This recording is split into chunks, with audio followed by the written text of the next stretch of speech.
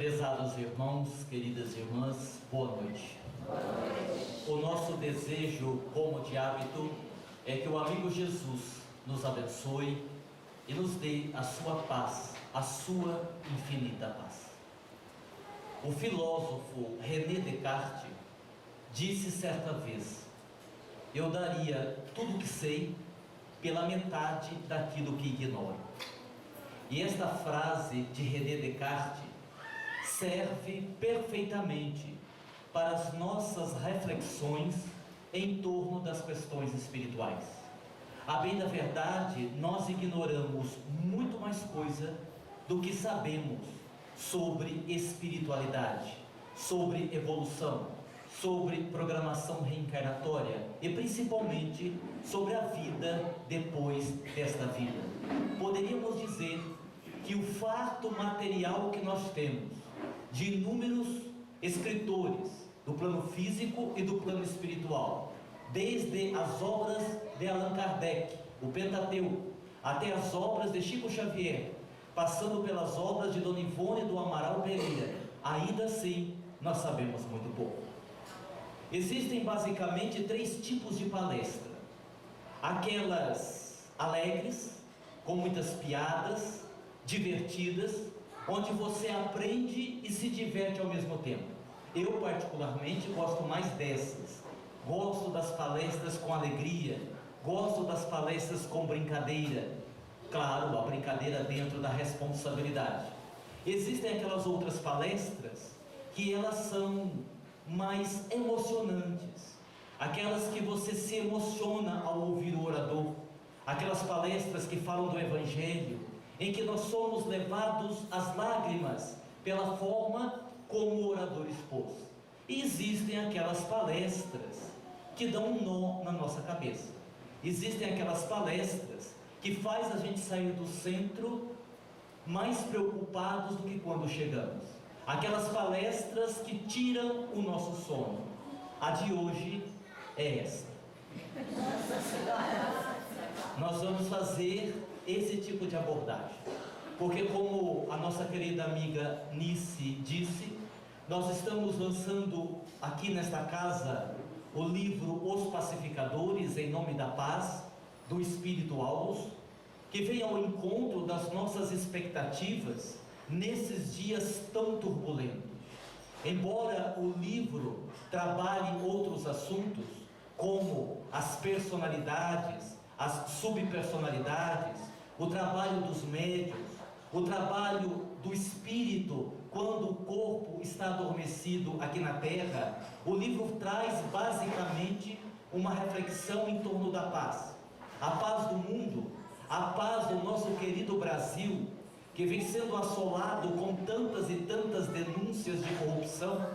E aqui nós não estamos e não poderíamos falar de partidos políticos, não é isso que está em questão, mas das dificuldades que o nosso Brasil vem tendo economicamente e talvez o problema maior de todos, a corrupção que parece que não tem fim. Hoje, no nosso querido Brasil, é a impressão que nós temos que a corrupção é um poço sem fundo. E quanto mais nós caímos, ainda mais para cair. E o livro fala sobre isso. Fala desta paz, já que nós estamos falando da transição planetária. Fala da paz do nosso querido Brasil, já que, como disse Humberto de Campos, Brasil está predestinado a ser coração do mundo e pátria do Evangelho. Todavia, o Espírito Aulus ressalta algo que é fundamental, que é a paz interior. Nós não vamos conseguir levar a paz a ninguém se nós não estivermos em paz. Que talvez o maior problema de nós seres humanos, particularmente aqueles que têm um pouco mais de conhecimento, é que nós temos um desejo imenso de levar a paz ali, acolá, e evidentemente que isso é muito bom, mas não enquanto o nosso coração, o nosso mundo íntimo ainda estiver em conflito. É preciso pacificarmos a nossa intimidade, pacificarmos as nossas emoções e os nossos pensamentos. Esta é, pois, a dinâmica do livro.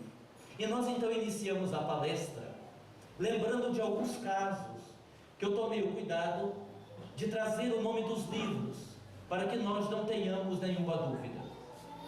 No livro Somos Seis, que é uma psicografia de Chico Xavier, da década de 70, o espírito, um dos espíritos que se comunica através dele neste livro, é o espírito de Volkmar, que fala do edifício Joelma, do incêndio no edifício Joelma, que aconteceu na década de 70, 73, 74, onde muitas pessoas morreram. Quem é desta época, eu que já nasci só em 1988, não era da minha época, mas muitos aqui acompanharam pela televisão o edifício em chamas e as pessoas desesperadas, algumas morrendo queimadas e outras se jogando lá de cima devido à proximidade do fogo e morrendo naturalmente com impacto no chão. Neste livro, o espírito Volkmar diz uma coisa impressionante. Ela se referindo a alguns espíritos que morreram no incêndio, ela diz assim, abre aspas: muitos irmãos que morreram no edifício, quando chegaram no plano espiritual, necessitaram de uma cirurgia plástica regenerativa, fecha aspas. Muitos que morreram no edifício em incêndio, ao chegarem no plano espiritual, necessitaram de uma cirurgia plástica regenerativa. E a gente lê, mas a gente não presta atenção. Isto significa que, a depender da morte que nós temos, a depender da vida que vivemos, o nosso perispírito, o nosso corpo espiritual pode se ressentir com a causa da morte no corpo físico, porque ele está falando de cirurgia plástica no perispírito. E aí então nós começamos a pensar que aquela teoria de que morte é libertação, que quando nós morremos nós vamos nos libertar, ela não é totalmente verdadeira, pelo menos em alguns casos não. Basta lembrarmos o próprio André Luiz, que diz: o berço inicia, a morte desdobra. Ora, se a morte desdobra, o espírito talvez não encontre uma realidade muito difícil, muito diferente, daquela que ele encontrava no plano físico. Desta narrativa do espírito Volkmar, nós poderíamos levantar outras perguntas. E quem tem um câncer? Como ele chega no plano espiritual? Com câncer ou sem câncer? E alguém que tem a programação reencarnatória de, nessa atual existência, ter uma estatura menor, um anão, por exemplo, que nós sabemos que é uma aprovação para o espírito, uma necessidade evolutiva, mas o espírito não é daquele tamanho. Como é que ele chega no mundo espiritual? Quando morrem as crianças, como as mesmas chegam no mundo espiritual? Observem que uma narrativa de um livro antiguíssimo de Chico Xavier, eu estou citando o autor, eu não estou falando de um livro de Aguinaldo Paviano, eu estou falando de uma referência do movimento espírita, nos leva a tantas e tantas reflexões. Uma pessoa que, por exemplo, tem uma perna amputada, como é que ela chega no mundo espiritual? Com as duas pernas ou com uma perna só? E as pessoas que têm doenças psíquicas, como a depressão, a ansiedade, a síndrome do pânico, em que condições emocionais esta criatura chega no mundo dos espíritos? Como se não bastasse, o que vem agora é muito mais intrigante, porque no livro Assuntos da Vida e da Morte, também de Chico Xavier, na página 92, um espírito, através dele se comunica, é alguém que morreu de leucemia, e o espírito diz umas coisas extremamente interessantes para quem gosta de estudar. Ele diz assim: apesar de morto, a leucemia não havia me deixado. Apesar de morto, a leucemia não havia me deixado. E ele diz mais: durante 4 meses Eu fui submetido a uma espécie de hemodiálise. Agora pasmem, diz o Espírito, através de Chico Xavier, na página 92, para que ninguém tenha dúvida. Durante 4 meses eu fiz uma espécie de hemodiálise, onde o meu sangue era retirado e ia para um recipiente apropriado e voltava para o meu corpo. Ele está falando de sangue no perispírito. E ele termina a narrativa dizendo assim: o processo era doloroso, apesar dos sedativos que me davam. O Espírito está falando de hemodiálise. O Espírito está falando de sangue no perispírito. E o Espírito está falando de dor, entre aspas, física, apesar dele ser um espírito, apenas com seu corpo astral. E aí nós voltamos, André Luiz, no nosso lar, dizendo por várias vezes, daquele período que ele sofreu no umbral, o quanto ele sentiu fome, sede, dores no estômago, dando-nos a entender que o corpo astral, embora sendo astral, e aí eu lembro do Dr. Inácio Ferreira que diz que embora o perispírito seja constituído de uma matéria mais sutil, o corpo astral do espírito também é matéria. É uma matéria mais sutil, mas é matéria, passível do espírito sentir dor. Como se não bastasse, nós vamos encontrar no livro Dimensões Espirituais, que é do espírito José Lázaro, que nós temos ali no fundo, logo no primeiro capítulo, a narrativa de um acidente aéreo. E neste acidente aéreo morreram todos, piloto, copiloto, tripulantes, passageiros. E ele narra, por exemplo, que muitas pessoas que morreram no avião, agora desencarnadas, puderam ser resgatadas, outras não. E aí nós aprendemos outra coisa, que quando nós temos as mortes coletivas, ou seja, quando desencarnam várias pessoas de uma vez, não significa que o resgate também é coletivo. Porque diz o espírito José Lázaro, inclusive, que alguns não admitiam a hipótese de estarem mortos. Diz ele que o piloto e o copiloto, apegados à ideia de que estavam vivos no corpo, não aceitaram ajuda e ficaram dentro do avião por um período imenso, porque não quiseram ser resgatados, enquanto que outros foram resgatados pelos seus obsessores. Como se não bastasse, no livro Jesus e Nós, para mim, uma das narrativas mais impactantes que eu li, nós temos lá a narrativa de um espírita antigo do nosso movimento espírita, talvez não conhecido por muitos de vocês, Clóvis Tavares. Ele tem livros editados. E o Clóvis Tavares, ele teve um filho que quando tinha 9 meses, teve uma queda e deslocou a última vértebra, e aos 9 meses ficou tetraplégico. Este menino viveu até os 17 anos e desencarnou. Quando ele foi conversar com o Chico, Chico lhe informou que aquele menino que havia reencarnado como seu filho era a reencarnação de Santos Dumont. Todos nós sabemos que Santos Dumont, o inventor do avião, segundo pelo menos os brasileiros, se matou num hotel no Guarujá, em profunda depressão. Ele se enforcou, segundo alguns, com a própria gravata. E quando se enforcou, no tranco dele soltar o corpo, ele deslocou a última vértebra. E agora, como uma programação kármica, o espírito no corpo da criança, a queda, fazendo com que ele ficasse tetraplégico.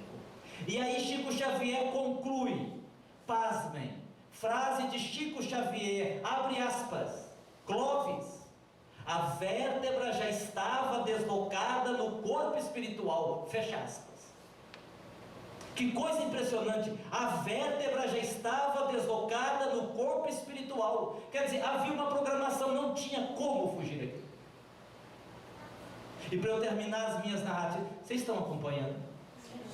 Estão ficando confusos? Ainda bem, que bom. Eu fico com menos a consciência culpada, mas eu pretendo deixá-los assim, até a hora de ir embora. Chico Xavier narra que ele foi numa casa atender um casal que estava passando por muitas dificuldades, muitas brigas, muitos desentendimentos. E quando ele entra na casa, ele vê um cacho de banana maçã em cima da mesa, e ele ainda pensa: poxa, eles poderiam me oferecer uma banana dessa. Enquanto ele está tentando apaziguar a família, ele conta que passaram 2 espíritos na rua, e um disse assim para o outro: olha lá, um cacho de banana. E o outro falou: vamos entrar para comer? Ah, vamos. Eles entraram e comeram um cacho de banana e saíram. Na parte etérica, naturalmente. E quando Chico olha para Emmanuel, esperando uma explicação, Emmanuel diz assim: as bananas ficaram desvitaminadas, e a pessoa que comer vai ter um mal-estar. E essa narrativa, meus irmãos, ela é muito importante, porque quantas e quantas coisas da nossa vida nós imaginamos que é obsessiva e é apenas energética. Quantas e quantas coisas da nossa vida nós estamos muitas vezes com uma energia negativa que assimilamos de alguém, ou de uma energia negativa que nós estamos vibrando. É uma autocontaminação. Por exemplo, e eu sei que esta casa estuda esse assunto, quando nós falamos sobre personalidades, as personalidades do passado que influenciam a nossa vida atual, muitas das pessoas que são tratadas como bipolares, têm uma bipolaridade. Numa visão espiritual, algumas, segundo o doutor Inácio Ferreira, é um processo de influência das personalidades de existências passadas. Esses processos são auto-obsessivos, eles não são obsessivos, porque nós estamos sofrendo uma influência, é verdade, de uma inteligência que faz parte do nosso contexto. Inclusive o livro, ele cita o assunto personalidade e subpersonalidade. Inclusive eu tive uma certa dificuldade para colocar o assunto no livro, porque o espírito passar é uma coisa, você colocar no papel para que as pessoas entendam é outra coisa. E aí nós pedimos autorização lá para o Godinho, e ele nos autorizou colocar alguns trechos do seu livro no rodapé, em negrito, porque ele é uma autoridade no assunto, sem dúvida alguma, há muitos anos lidando com esse tipo de problema. E ele então autorizou, e vocês vão ver no negrito, no rodapé do livro, algumas explicações que são dele. Muito bem. A partir daí, o livro Os Pacificadores é um livro que vem justamente nos fazer pensar. É um livro que vem, talvez, fazer com que nós pensemos melhor que conhecimento nós temos para fazer o que nós fazemos. Porque o que eu tenho visto, com todo o respeito, é que as pessoas conhecem muito pouco aquilo que estão fazendo. Em muitos grupos de mediunidade, quando se fala de personalidade, de auto-obsessão, os trabalhadores, os médiuns não sabem exatamente do que é que nós estamos falando. No próprio processo de diálogo ou doutrinação, quantas vezes nós não temos noção de que o que está incorporado não é um espírito, mas é uma personalidade. São assuntos que nós precisamos estudar. Muito bem. Feita a introdução, agora vou tomar uma água, já fiz a introdução. É horrível não poder contar piada, mas quem sabe, a hora que surgiu uma oportunidade a gente conte. Mas vamos seguir sério com o assunto. Paciência. Pode quebrar o gelo, né? Tá. Vou tentar quebrar o gelo. Vocês lembram a última vez que eu estive aqui? que eu cheguei 1 hora depois da palestra, o motorista era o mesmo. Só que dessa vez ele aprendeu o caminho. Da outra vez eu deixei por conta dele e ele foi em São José do Rio Preto, perto de Catanduva, para chegar em Promissão, veja bem. E aí, como se não fosse suficiente o motorista errar o caminho, a Carla, minha esposa, que faz a minha agenda, errou o horário. Aí eu atrasei por causa do motorista e atrasei por causa do horário errado, né? Eu cheguei aqui, a bola já tinha acabado, aí nós começamos de novo. Mas tudo bem, eu perdoei os dois, porque Jesus nos ensina o perdão, os dois estão perdoados, tanto é que eles vieram comigo hoje, né? Mas hoje eu vim como GPS, eu viro aqui, viro ali, viro aqui e nós chegamos. Bom, como o livro tem mais de 300 páginas, eu separei aqui algumas questões, algumas perguntas, que eu acredito que interessam a todos nós. Eu selecionei dos livros, digamos assim, questionamentos mais do dia a dia, né? Não me aprofundei em algumas questões. Por exemplo, o assunto personalidade, ele demandaria pelo menos um seminário de 3 horas, para que a gente pudesse entender melhor como é esse mecanismo. Vamos então tentar responder algumas dúvidas e tentarmos fazer alguns esclarecimentos. Primeira pergunta: por que às vezes nós temos a impressão que a reencarnação dos outros é mais fácil que a nossa? Vocês já tiveram essa impressão? E a gente ainda às vezes tenta questionar Deus. Logo eu que vou lá no centro, eu trabalho tanto, eu faço tanto bem, o meu vizinho miserável não pega uma gripe, eu com essas dores todas. Eu me lembro de uma vez, essa história é antiga, eu me lembrei dela agora. Eu me lembro de uma vez, eu estava numa fase muito ruim, dor aqui, dor ali, dor acolada, não é possível, gente, tanta dor desse jeito. Aí eu disse assim para na época o Dr. Klaus: Dr. Klaus, é muito problema de saúde, é muita dor, não dá para o senhor dar um jeito? Ele disse assim para mim: meu filho, imagine que você vai comprar um carro.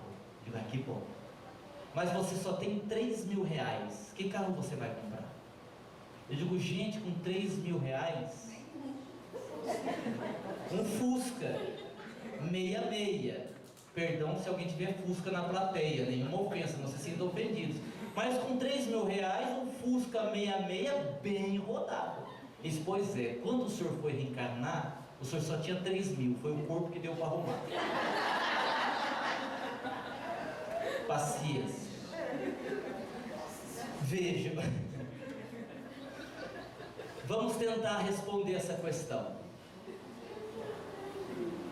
Se nós observarmos um lago e nós atirarmos uma pedra, a pedra bate na superfície do lago e afunda. Quando você olhar, você já não vê mais a pedra, mas há uma reverberação, ou seja, as águas paradas do lago formam pequenas ondas até a margem. Sim? Pois bem, a pedra é a sua reencarnação passada. A reverberação é o que você sofre hoje. Então nós olhamos e não vemos e não entendemos, porque não lembramos do que fizemos em existência passada. Mas as águas estão reverberando, enquanto que a pedra já afundou, ou seja, você já fez a burrada que tinha que fazer. Daí, nós não podemos nunca comparar uma encarnação à outra, porque cada um de nós sofre de acordo com o aprendizado que precisa ter. Nesse processo educativo, e nunca é um processo punitivo, nesse processo educativo, as tuas provas estão relacionadas com os erros cometidos por você, que às vezes não foram os mesmos erros que o seu vizinho. Exemplo: lá na nossa clínica eu trabalho como psicanalista e como terapeuta holístico, e nós tratamos pelo menos meia dúzia de casos de mulheres que desejam engravidar. São mulheres que já estão fazendo tratamento médico e que, embora estejam fazendo o tratamento médico e esteja tudo aparentemente pronto para a gravidez não acontece. Nesses casos, você pode ter um processo de autossabotagem, uma questão psicológica, uma questão emocional. Mas na maioria das vezes o que nós temos neste caso é um bloqueio relacionado a reencarnações passadas. Então nós vamos fazendo os tratamentos, em algumas circunstâncias, até mesmo a regressão a vidas passadas, para tentarmos então entender o processo que impede aquela mulher de ser mãe. E um dia desses eu atendia uma moça, uma jovem, que nos procurou para isto, e ela chegou muito revoltada e disse assim: Aguinaldo, eu vou desistir. Se você não quer mais ser mãe, não quer, eu quero, mas parece que Deus está brincando comigo. Eu disse: por quê? Minha cunhada, o que tem? Acabou de ter o terceiro filho, mas é o fim do mundo, eu só quero um, Deus não me dá, ela já está no terceiro. Eu disse: ó, eu vou lhe contar uma história que você vai ficar com mais raiva ainda. Essa o quê? Olha, lá na nossa casa espírita do Caminho de Damasco, nos trabalhos assistenciais, nós temos um casal que a mulher está desempregada, o homem está desempregado, eles têm 7 filhos, ela já está grávida do 8º. Está vendo? Eu não estou falando, Deus não gosta de mim, não é possível. Olha, e às vezes a gente se revolta mesmo. A gente vê com graça, porque eu estou contando num sentido bem-humorado, mas quantas e quantas vezes nós nos revoltamos e não entendemos. Não é que nós não entendemos, é que nós não aceitamos. Isso não é falta de conhecimento, é rebeldia.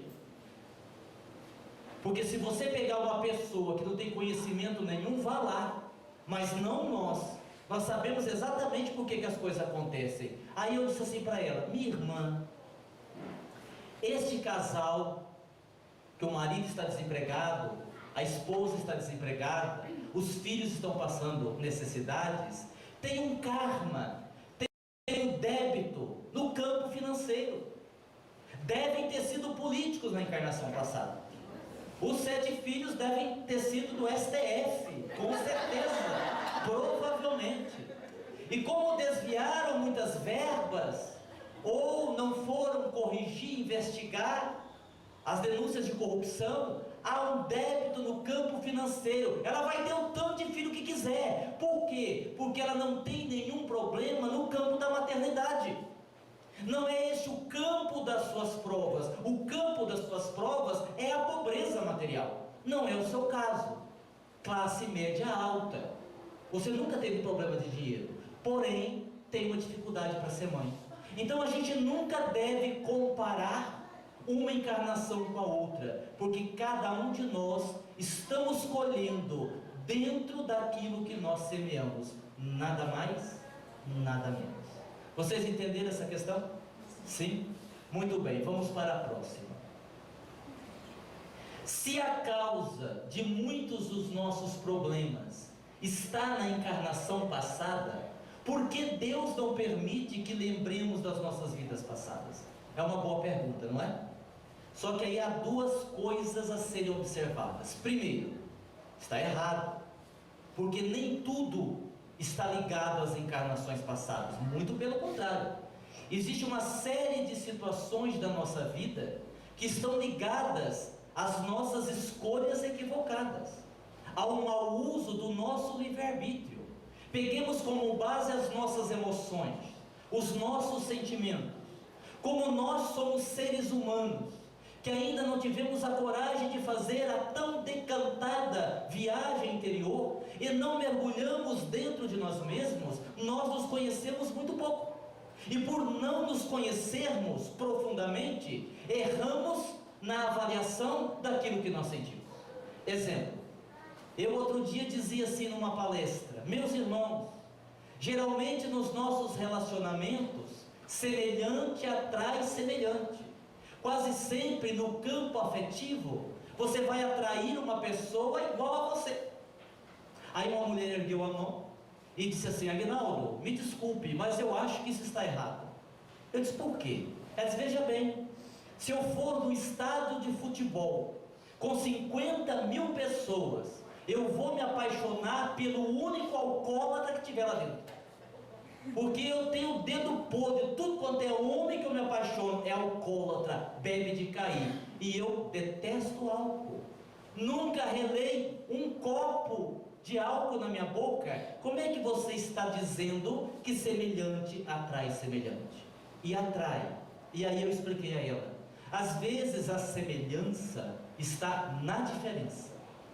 Imagine que você vai para uma festa, e você vai com um objetivo, encontrar alguém. Você vai, sei lá, para uma danceteria, para algum lugar, e você vai encontrar alguém, vai tentar encontrar alguém. Como é você? Imagine que você é carente. Imagine que o seu perfil é de uma pessoa carente. Como é uma pessoa carente? Normalmente as pessoas carentes não sabem dizer não. Normalmente as pessoas carentes são submissas. Normalmente as pessoas carentes nos relacionamentos afetivos colocam um tapete vermelho para o outro passar. Porque como são carentes, criaram a ideia de que precisam agradar para serem amadas. Elas sempre se submetem ao outro. Esse é o perfil de uma pessoa carente.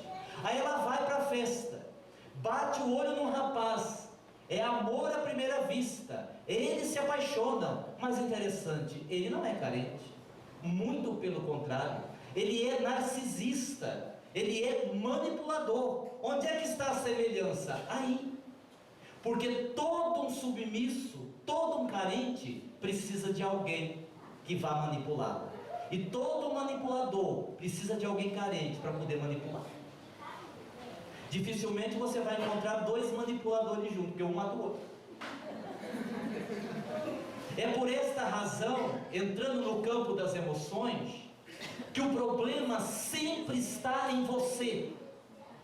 O problema nunca está no outro. Mesmo porque você não pode mudar o outro, você não pode mudar o mundo, e você não pode mudar muitas das coisas à sua volta. Então, se você está com uma pessoa que não gosta de você, é porque você é carente. Se você está com uma pessoa manipuladora, é porque você é submissa. Se você tem um ciúme doentio, é porque você é uma pessoa insegura.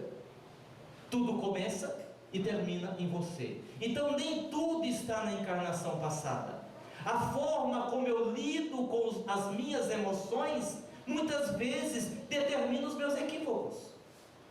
Como se não bastasse, nós não podemos esquecer a figura de Freud, o pai da psicanálise, que fala das fases psicossexual do desenvolvimento humano. E Freud vem nos dizer, nós devemos muito a ele, o descobridor do inconsciente. Quando ele foi falar do cérebro, da mente, ele dividiu em consciente, pré-consciente e inconsciente. E diz Freud que muitos problemas que nós temos na idade adulta, as raízes estão na infância. Uma criança que teve pais muito exigentes, que cobraram demais, pode se tornar um adulto inseguro, que tem dificuldades em tomar decisão. Uma criança que foi abandonada pode se tornar um adulto com dificuldades de estabelecer relacionamentos afetivos. Então, muitos dos nossos problemas estão na infância. Quando eu faço palestras de autoajuda, eu convido o público a pensar. Pense na sua infância. Quantos traumas você teve na sua infância? Que lembranças você tem da sua infância? E às vezes a pessoa nem se deu conta daquilo, e aquilo vai interferir no relacionamento. Querem ver um exemplo? Imagine que você, isso é importante, estou saindo um pouco do tema, mas isso é importante. Existem problemas, relação afetiva, relacionamento afetivo, homem e mulher, namorada, namorado, marido, esposa. Existem problemas que estão na relação. Então vamos supor, você é uma mulher ciumenta. Aí eu pergunto, mas por que você está com tanto ciúme do seu marido? Porque ele recebeu uma mensagem de coraçãozinho. Eu vou lá uma mensagem toda derretida e ele respondendo, bom, aí tá certo. Mas às vezes a pessoa tem um ciúme de uma coisa que não existe. E aí você pode ter um problema da infância. Querem ver? Imagine que você, você não está com a pele muito boa, toma muito sol, a pele está descamando, o teu cabelo também não está muito legal, você ganhou uns quilinhos e você está se sentindo feia. Você está se sentindo feia.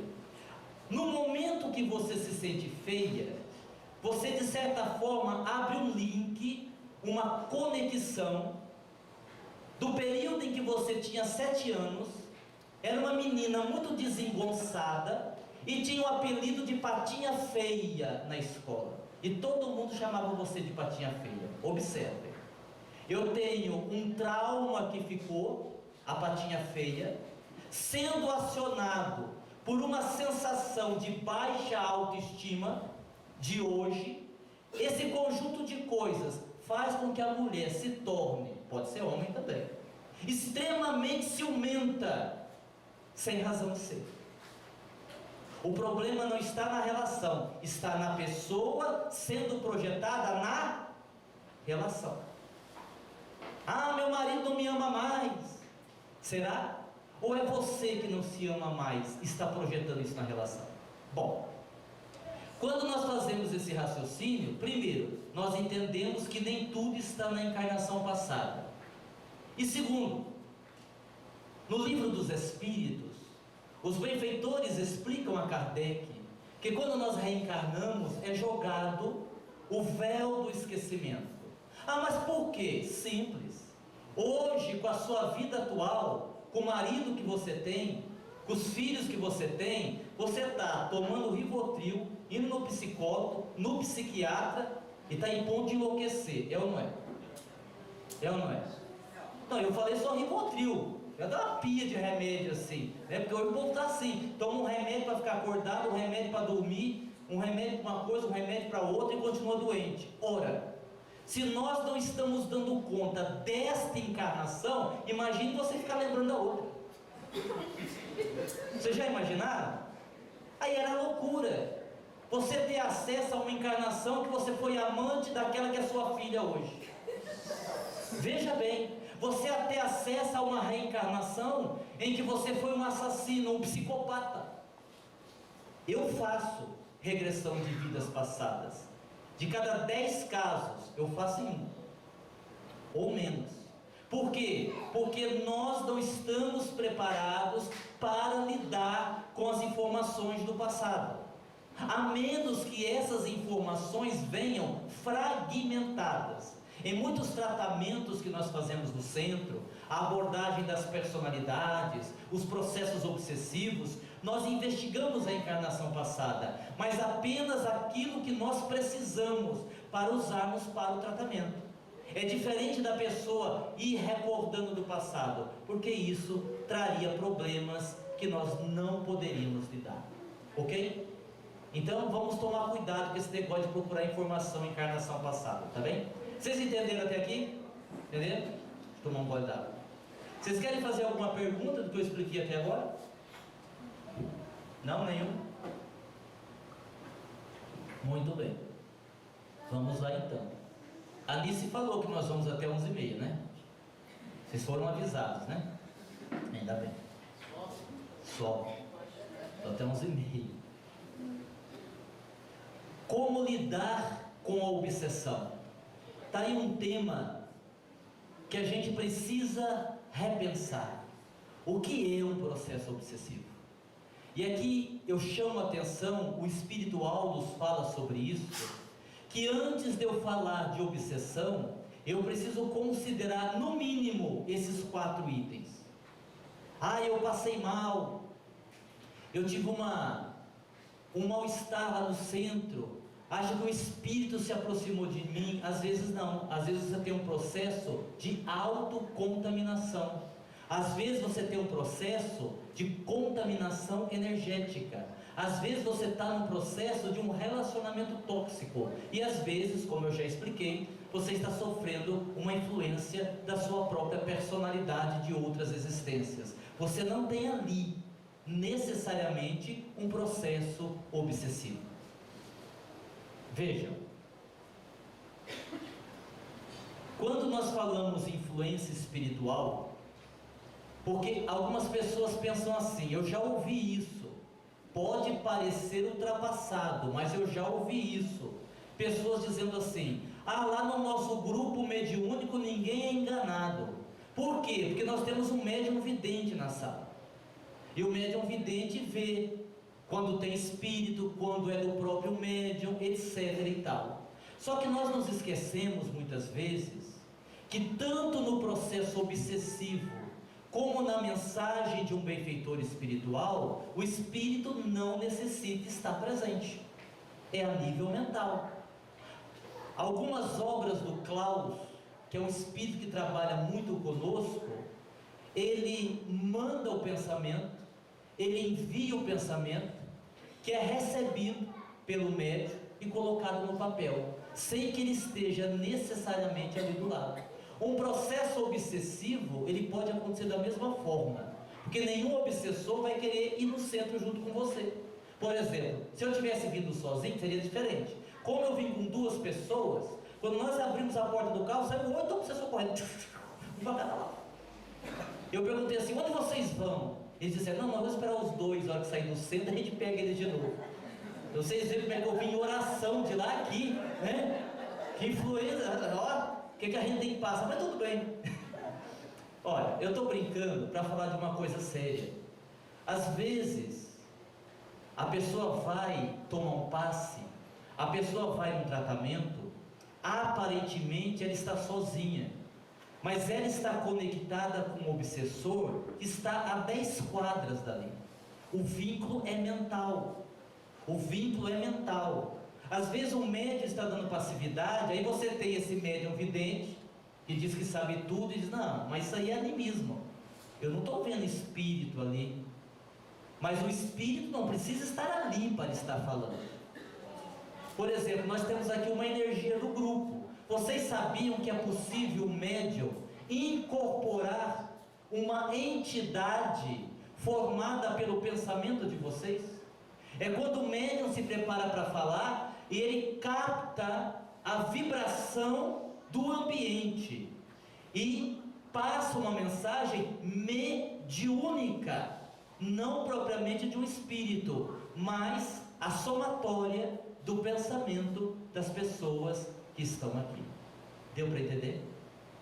Diferente das chamadas formas pensamentos ou dos elementais artificiais, que são também processos obsessivos de seres que na verdade não existem, são criações mentais, certo?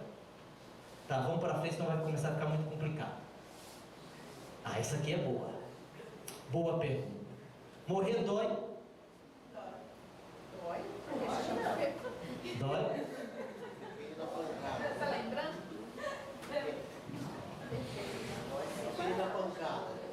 Depende da pancada. Boa, boa. Depende da pancada. Pois é. Lá no Livro dos Espíritos, Allan Kardec pergunta aos benfeitores: quando o indivíduo morre, quando a pessoa morre, ela passa por algum processo de perturbação? E os espíritos respondem: sim. E aí Kardec volta a perguntar: mas que tempo que dura essa perturbação? E a resposta é perturbadora, porque ele diz assim a Kardec: de alguns minutos até alguns anos.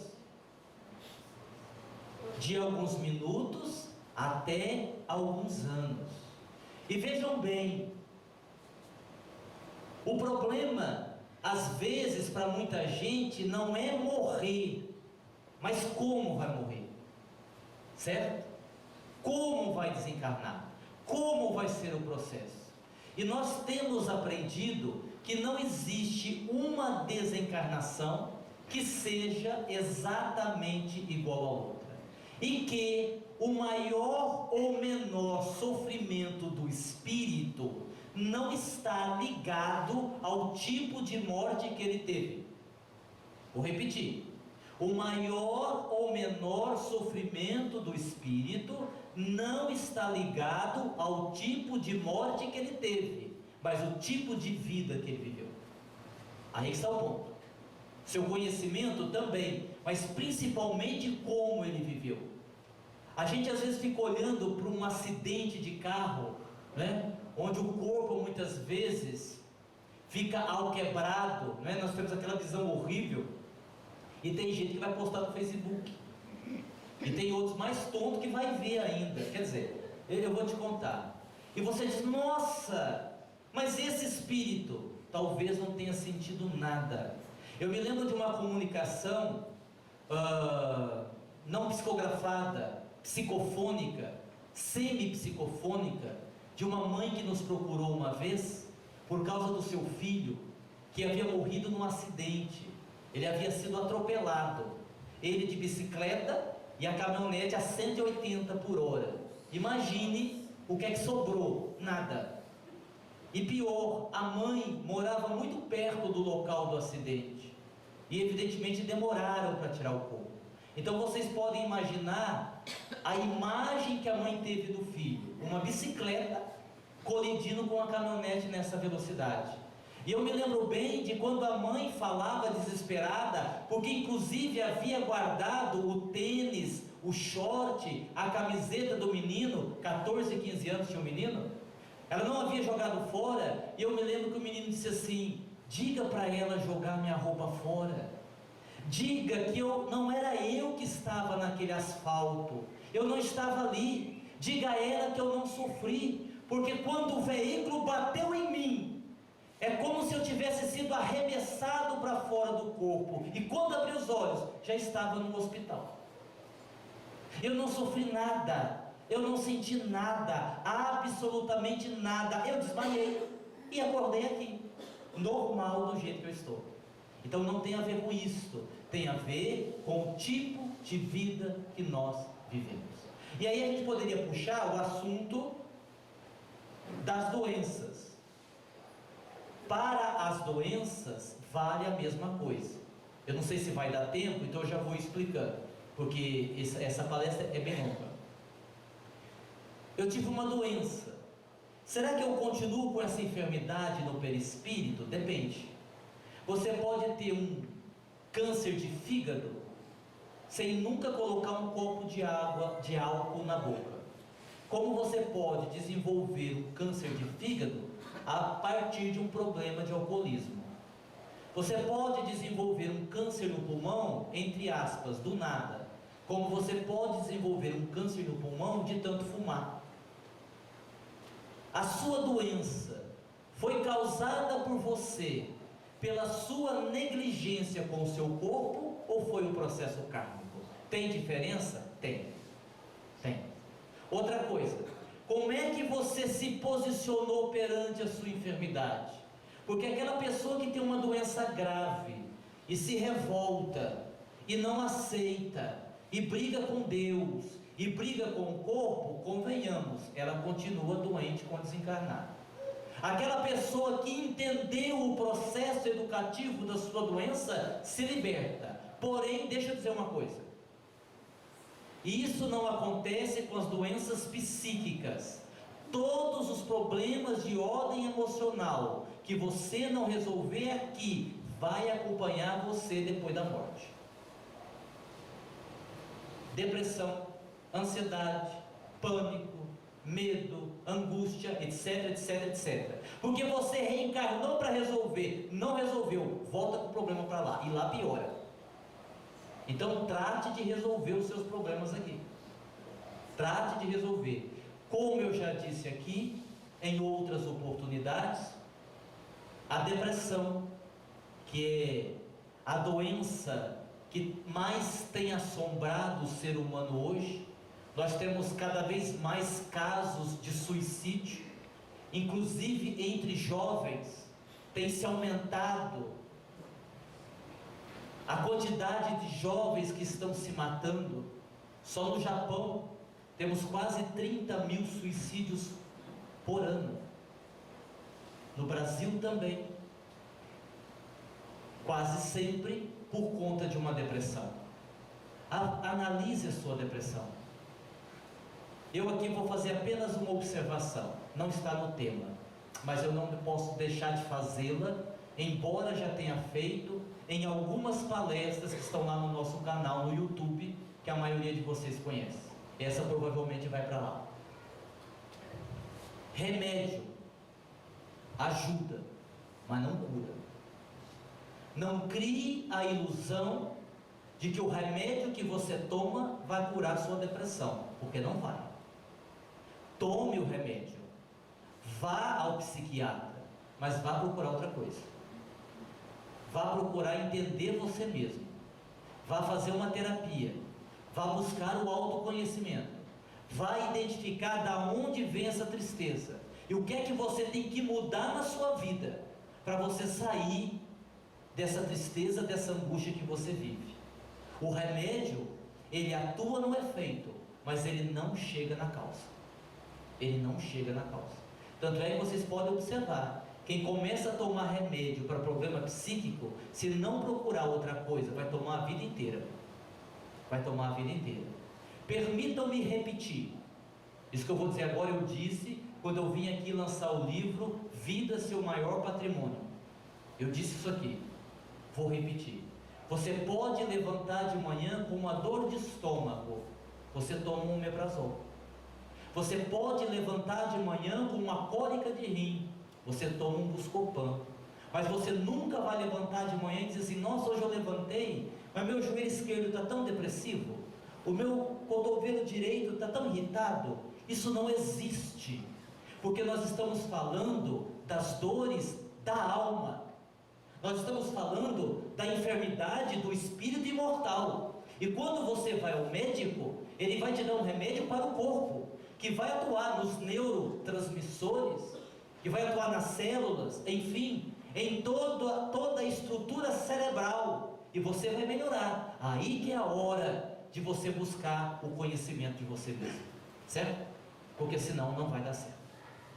Continuando, essa pergunta daria outro seminário, essa pergunta daria outra palestra.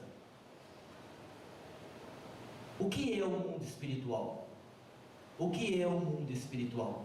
Eu aqui lembro, gosto muito do Dr. Inácio Ferreira, que pede para a gente cortar uma cebola no meio. Quando nós cortamos uma cebola no meio, o que é que nós vemos dentro da cebola? Nós vemos camadas, camadas, camadas. Isto significa que não existe o mundo espiritual. O que existe são dimensões espirituais. Para vocês terem uma ideia, cada dimensão espiritual tem um umbral. Ou seja, cada plano espiritual tem uma dimensão espiritual correspondente. Aguinaldo, não entendi o que você explicou. Nós não estamos encarnados? Quando os espíritos vêm conversar conosco, entre aspas, eles não descem? Eles saem da dimensão deles e vêm até nós, ok? Eles são o mundo espiritual. Mas onde eles estão, para eles não é mundo espiritual, é mundo material. A dimensão espiritual deles é para cima. E a dos outros, para cima. E a dos outros, para cima. Por isso que André Luiz, certa vez, iria dizer: onde o espírito estiver, ele terá chão firme sobre os seus pés e céu aberto sobre a sua cabeça. Onde o espírito estiver, ele terá chão firme sobre os seus pés e céu aberto sobre as suas cabeças.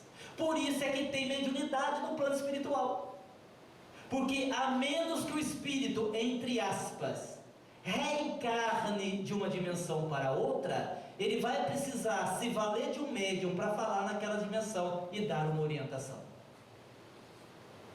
Nós precisamos estudar mais. Por exemplo, vou fazer uma pergunta fácil para vocês, essa vocês vão saber: espírito atravessa a parede? Sim ou não? Depende. Depende do quê? Qual que atravessa? No ciúme atravessa. Ah, no ciúme atravessa, né? Atravessa ou não atravessa, pessoal? As paredes de uma vez vivem, porque nós queremos igual a nossa aqui. Pronto.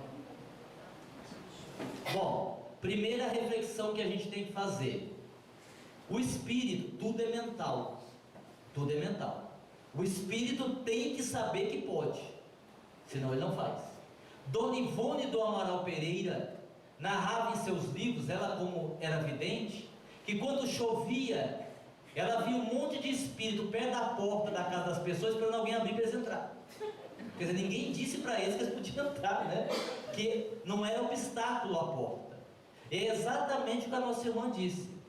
Aqui no plano material, o espírito entra. Outro dia uma pessoa perguntou assim, quando eu falei isso: só que não, mas eles entram até dentro do banheiro, vendo a gente tomar banho?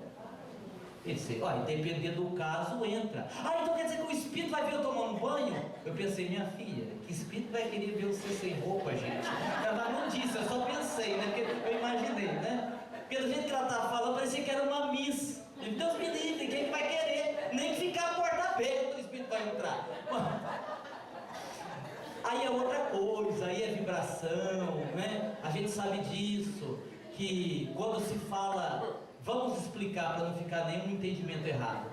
Quando nós falamos de comunhão sexual, lembrando lá a reencarnação de Segismundo, vocês devem ter lido. Quando nós falamos de uma relação sexual com amor, com respeito, não tem a participação de espíritos. É claro que o ambiente é protegido. No entanto, muitas reencarnações, entre aspas, acidentais, pode acontecer. Aguinaldo, o que você está querendo dizer com acidental? Eu estou querendo dizer que tem muita reencarnação que não é programada. Tem. Exemplo, você vai lá, eu não sei como é que é o termo que se usa hoje em dia. Eu não vou falar o termo que se usava antigamente, né? Não vou falar, zona.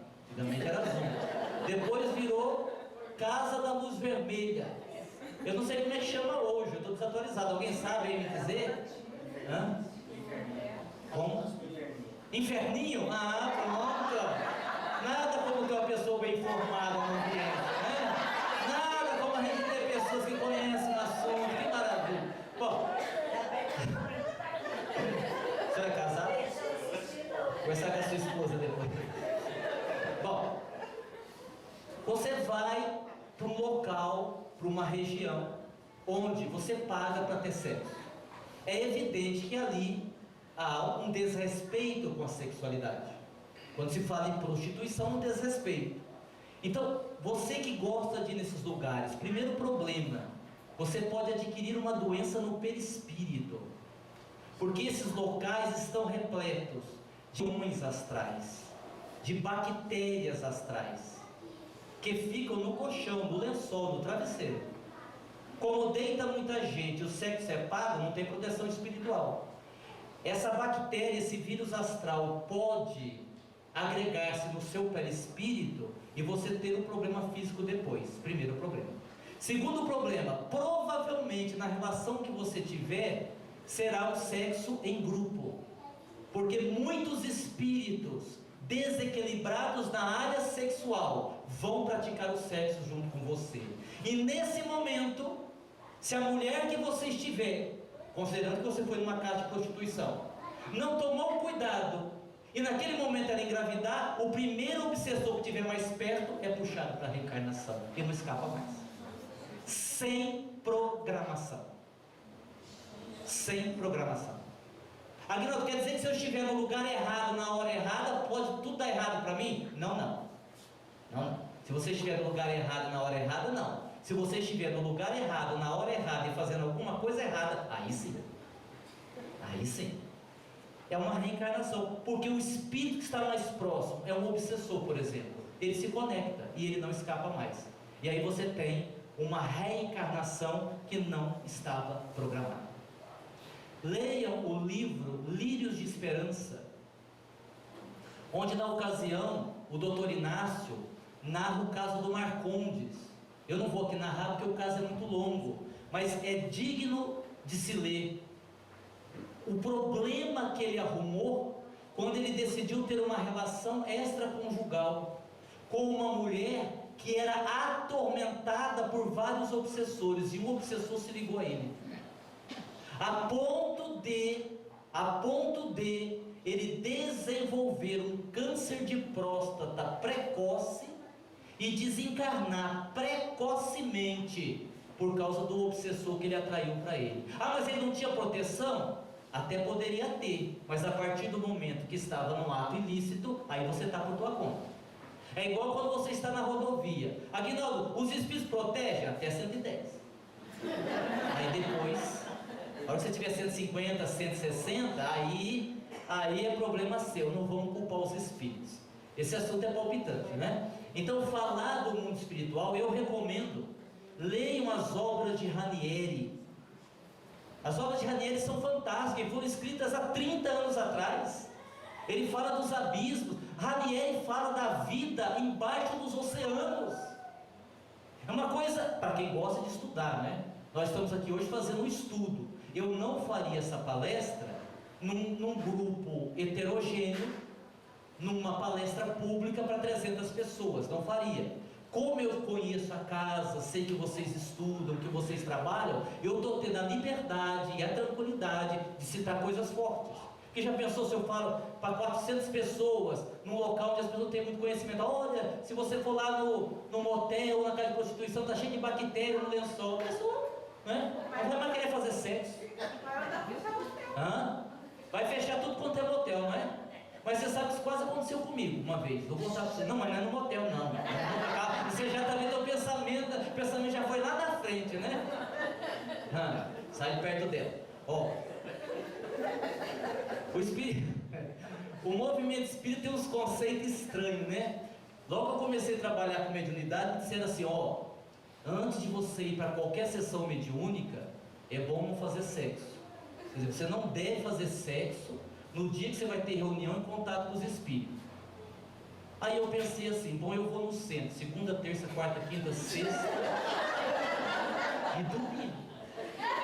Eu vou abandonar o espiritismo, porque o sexo eu não abandono, eu vou abandonar o espiritismo.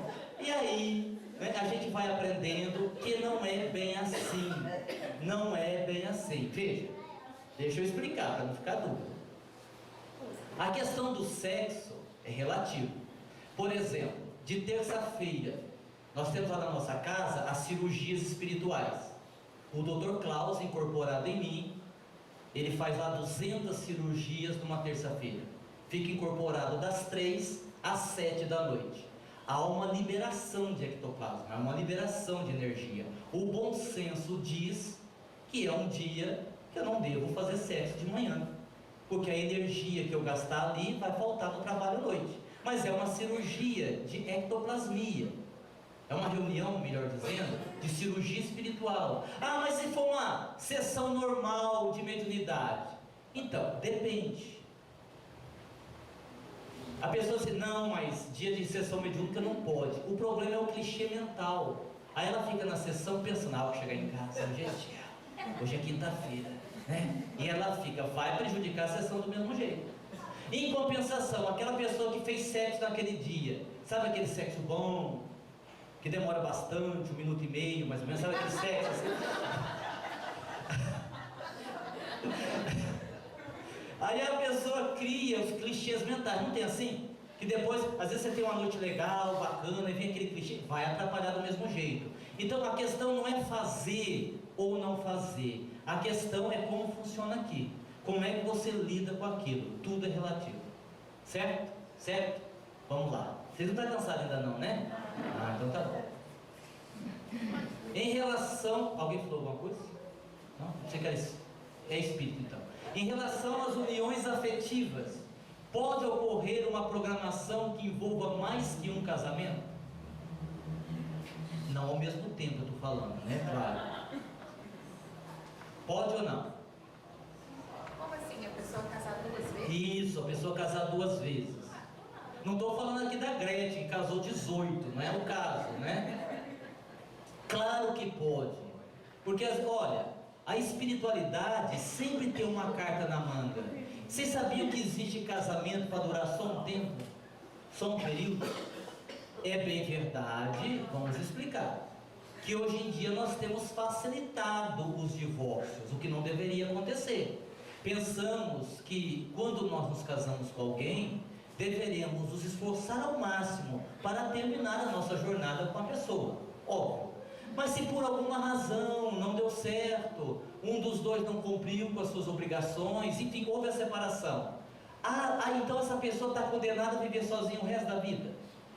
Não tem sentido. Então pode ser que numa mesma encarnação você tem a programação de mais do que um casamento, certo? Então você que se separou, fique tranquilo, você não vai para o inferno, pode arrumar outra pessoa, né? Aí tem gente que me diz assim, mas Aguinaldo, e o meu marido? O que tem? Ah, mas eu vou arrumar outro aqui, ele vai ficar com ciúme, como é que ele vai ficar do lado de lá? Eu digo assim, filha, ele já deve estar casado do lado de lá. E isso não é brincadeira. Não é brincadeira. Vocês peguem o livro Nosso Lar, André Luiz conta que ele foi numa cerimônia de casamento no plano espiritual. Ah, tem casamento lá? Tem. Então, não fica com muita esperança não. Ah, meu marido partiu, ele está me esperando quando eu morrer. Vai nessa, você vai, fica nessa esperança que você vai ver. Que ele já casou. Tem tudo isso, né? Tem tudo isso. Então, claro, veja, entenda, eu estou falando aqui genericamente. Eu conheço muitas pessoas que dizem assim, que eu digo assim, mas você é tão jovem, você não pensou em casar de novo? O marido morreu. E ela disse, não, eu tive um marido solo, não penso em casar de novo, estou bem assim, estou feliz assim, e vou morrer assim. Para ela está tudo bem. Essas questões, gente, são muito pessoais. Não tem certo e errado, pode ou não pode. Tem gente que é casada e é feliz, e tem gente que é solteira e é feliz também. Tem gente que ficou viúva, que vai ficar viúva até morrer. Tem outras pessoas que vai tentar reconstruir a sua vida. Então aí há uma relatividade. E pense assim, onde há amor, vale. Onde há amor, sempre vale. Você com você mesmo, ou você com outra pessoa, ok? Mais uma pergunta. Quando virá a paz? No IMPAMED. Vocês têm aí a divulgação, vocês vão no IMPAMED, inclusive é o tema, eu vou pegar, você vai para o canal, né, Ricardo? Vai, né? Vai, né? Depois você cobra dele, viu? Porque isso é serviço dele, não é seu não, tá? Ele veio para fazer isso, botou para você. Ó, nosso IMPAMED, então eu vou mostrar, porque como está filmando, eu já divulgo o livro e o evento. Em nome da paz, é o tema central desse ano. Vou falar rapidamente. Esse ano a gente vai ter o Lindomar Coutinho, que todo mundo aqui conhece, lá de Ilhéus, Bahia. Vou estar com o Lindomar no próximo final de semana, lá em Itapetinga. De Valdinho Matos, que é de Votuporanga, participando pela primeira vez do IMPAMED. O Agnaldo Paviani. O Jacó Melo, né? Talvez uma das maiores autoridades do magnetismo que nós temos hoje no mundo. Inclusive ele acabou de lançar um livro chamado Magnetismo Humano, muito bom livro. O Jacó Melo, o Pedro Camilo, a gente já estava com saudade do Pedro Camilo, a Ileana Matos, a esposa do Lindomar, e a banda Bênção de Paz, e o nosso amigo Alan Vilches, que vai fazer a abertura. As inscrições e tudo mais, tá aqui, a gente espera vocês lá, tá bom? Isso aqui está no livro. Quando virá a paz? Quando pacificarmos nossos conflitos íntimos. Quando não nos permitirmos mais as pequenas corrupções. Quando formos mais efetivos em nossas atividades fora do corpo. Quando formos menos egoístas e pensarmos mais no coletivo. Ou seja, quando o Evangelho de Jesus for a diretriz em nossas vidas. Aí virá a paz. Vou dizer uma coisa óbvia. O Espiritismo sem Jesus, sem o Evangelho, é apenas mais uma filosofia, é apenas mais uma ciência. Talvez por isso Chico Xavier tenha decidido na sua vida falar tanto do Evangelho. Nós devemos a Chico Xavier o crescimento do aspecto religioso do Espiritismo no Brasil, porque talvez Chico entendesse o quanto nós ainda precisamos exercitar o amor, o quanto ainda precisamos fazer a caridade. Então, quando o Evangelho nortear as nossas vidas, haverá paz, principalmente dentro de nós. Quando alguém desencarna por causa de uma doença, como essa pessoa chega no mundo espiritual? Nós já explicamos essa. Aí tem as possibilidades. A doença foi natural ou provocada? A pessoa foi resignada ou revoltou-se? A enfermidade era física ou psíquica? Houve um trauma psicológico? Porque às vezes há um trauma psicológico. A quando que pode haver o trauma psicológico? Naquele exemplo que eu dei da pessoa que não tem uma perna. Trauma psicológico pode fazer ela chegar com uma perna só lá no plano espiritual. Programação ou falta de autoconhecimento? Nós também já explicamos. Por que mudar é tão difícil? Por isso daqui, ó. Gera desconforto. Vou explicar. A nossa mente, ela trabalha para nos proteger. Ponto. Toda vez que nós fazemos uma mudança na nossa vida, essa mudança gera uma coisa chamada instabilidade emocional. Como a nossa mente não quer instabilidade e sim estabilidade, ela nos impulsiona a ficar como está. É o popular empurrando com a barriga. Você vê, por exemplo, casamentos que de fato já não existem mais. Ou seja, as pessoas não se amam. E por que não acaba? Porque separar vai dar trabalho, dividir essa herança. O que as pessoas vão falar? E se eu não arrumar outra pessoa? E se eu não conseguir ficar sozinho? E o cartão de crédito que eu tenho sem limite? Muita instabilidade. Vou ficar quieto. Aí eu aguento e arrumo um amante. As pessoas acham mais fácil fazer isso, porque isso não gera instabilidade, gera emoção, não instabilidade. Então por que é difícil mudar? Porque gera desconforto, porque mexe com a nossa acomodação, porque nos expõe a novos riscos, e porque, essa frase não é minha, essa última frase é do Dr. Inácio Ferreira, quando perguntaram a ele, por que é tão difícil fazer as coisas diferentes? Ele respondeu, temos em nós mais passado do que presente. O que você tem a seu favor? A sua boa vontade de estar tentando hoje. E o que você tem contra você? Todo o resto. Daqui para trás pesa tudo contra. Acomodação, erro, tudo quinquilharia. Você só tem hoje a seu favor. Por isso que é tão difícil mudar. Sim? Eu posso pedir para casar com a mesma pessoa numa outra encarnação? Meus irmãos, pensando vocês, quem que pediria isso? É que eu dei uma bronca, vocês não sabem. Vocês não sabem, eu dei uma bronca. Eu fiz essa palestra em Rio Preto, há 3 semanas atrás, e eu fiz essa mesma pergunta. A minha esposa lá no fundo, eu. Aí hoje eu falei para ela, não vá gritar, eu sei que você quer, né? Vamos ver se é possível, mas não precisa tornar isso público, né? Brincadeiras à parte, isso aqui vai depender de muita coisa, né? De uma programação reencarnatória, dos débitos de um, dos débitos de outro, da missão de um, da missão de outro, assim por diante. Eu aproveito para lembrar uma história que está no livro Respire e Conte até 10. Ó, como que a coisa é complicada. O cara estava desencarnado. Ele chegou lá no departamento de reencarnação e disse, olha, apressa a minha reencarnação, eu tenho que voltar. O cara falou, mas por que você está com tanta pressa? A minha esposa já reencarnou, é uma menina de 4 anos, e eu preciso reencarnar logo para casar com ela de novo. Mas por quê? Eu, nessa última encarnação, fui um péssimo marido, eu fiz ela sofrer demais, mas eu fui um desastre como marido. Eu tenho um karma com ela, preciso reencarnar para casar com ela de novo. E aí o Espírito disse assim, e quem disse que você vai reencarnar e casar com ela? Ele disse, mas eu não vou? Não.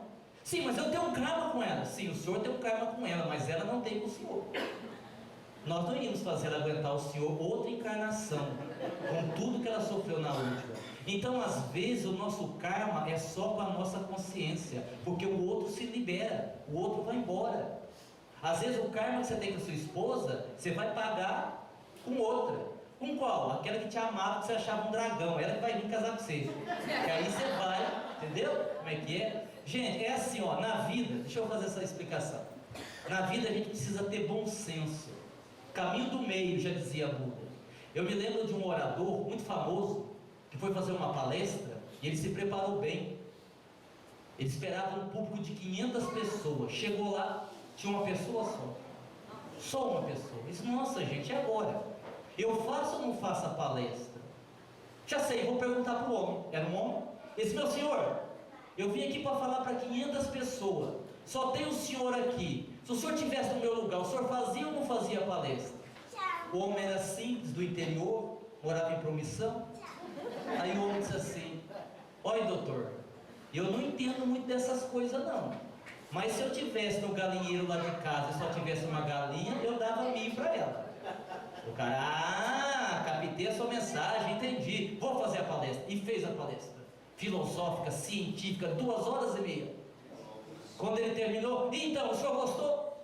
Ele disse: bem, como eu falei para o senhor, eu não entendo muito dessas coisas, e se eu fosse lá no galinheiro de casa e só tivesse uma galinha, eu dava milho para ela, mas não dava o saco todo. Caminho do meio, caminho do meio. Bom, tirante a Carla e a Alice, não sei mais quem faria isso. Vamos em frente. Muito bem. Nós temos mais uns 10 minutos só de palestras, 10, 15 minutos. Eu gostaria rapidamente de dar uma fundamentação para a minha exposição. E nada melhor do que André Luiz. Nesta parte final da minha exposição, nós deixamos André Luiz responder. O meu objetivo nesse final da palestra é dizer que tudo que nós estamos colocando aqui tem uma base, tem uma fundamentação. Nós não chegamos aqui falando essas coisas como se fossem coisas da nossa cabeça. Então vamos pensar, pergunta: é verdade que no mundo dos espíritos existem os chamados portais dimensionais? O que é um portal dimensional? Dr. Klaus fala sobre isso. Seria uma zona de contato entre dois universos. Seriam portas de entrada de uma dimensão para outra dimensão. Porque além de nós termos várias dimensões, nós também temos as subdimensões. Então a pergunta é: existe mesmo os chamados portais dimensionais? Nós vamos encontrar um diálogo que está no livro Libertação, na página 60, onde a pessoa diz assim: ao terminares a fase essencial de tua missão, nos dias próximos, sobre o que serei notificada por nossos mensageiros, irei ao teu encontro nos campos de saída. Ele não usou a mesma palavra, campos de saída, portais dimensionais. André Luiz respondendo. Pergunta: é verdade que após a morte do corpo não encontraremos um mundo espiritual muito diferente do orbe terrestre? Nosso Lar, páginas 52 e 53, André Luiz. A morte do corpo não conduz o homem a situações miraculosas. Todo processo evolutivo implica gradação. Pergunta: é verdade que mesmo no mundo espiritual teremos a necessidade de nos alimentarmos?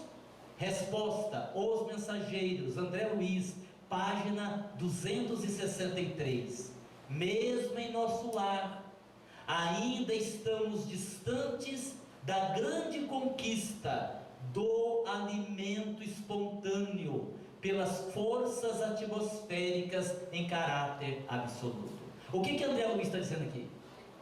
Que lá tem que comer.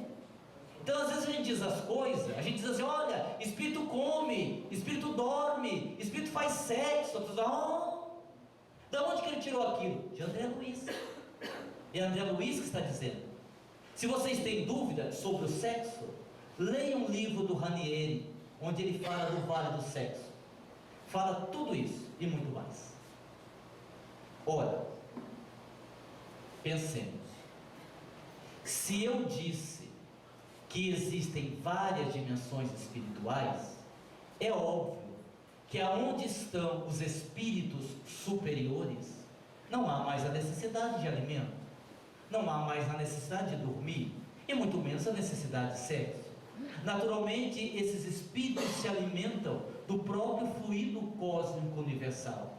Então, se eu perguntar assim: no plano espiritual, os espíritos ainda têm a necessidade de comer? Depende de qual plano espiritual eu estou falando, certo? Para não ficar dúvida.